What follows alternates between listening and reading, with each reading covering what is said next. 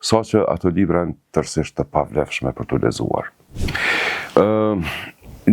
Mas pari të na ka një krizë leximi. Dhe për krizë leximi unë zakonisht nuk i fajsoj lexuesit, i fajsoj autorët. Unë mendoj që për me lexu duhet me pas një ofertë të mirë, duhet me pas një letërsi të mirë.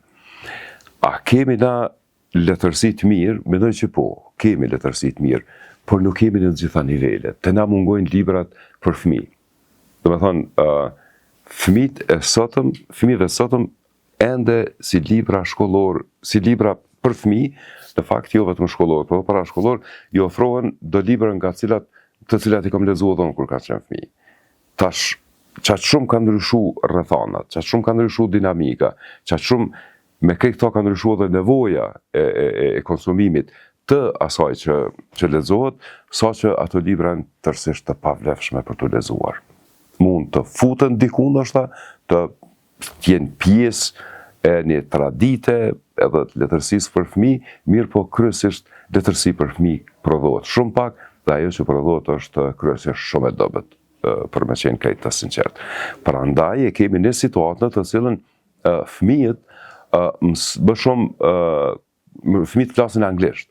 Pse flasin anglisht? Sepse konsumojnë produkte në internet të cilat janë të përshtatshme për moshën e tyre, por që janë gjuhën angleze, sepse mungojnë ato në shqip. Edhe nëse ka të tilla, ato nuk bëhen mbi parametrat e duhur pedagogjik, didaktik që tu përshtaten moshave të caktuara.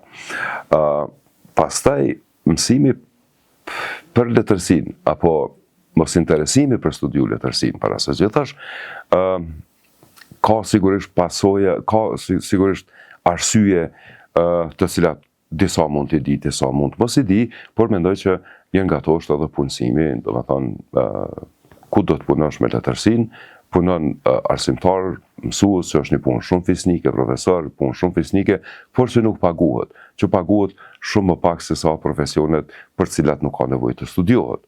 Dhe kjo mendoj që është arsyeja që i bën njerëzit të mos e shohin studimin e letërsisë si diçka të rëndësishme për të ardhmen e tyre.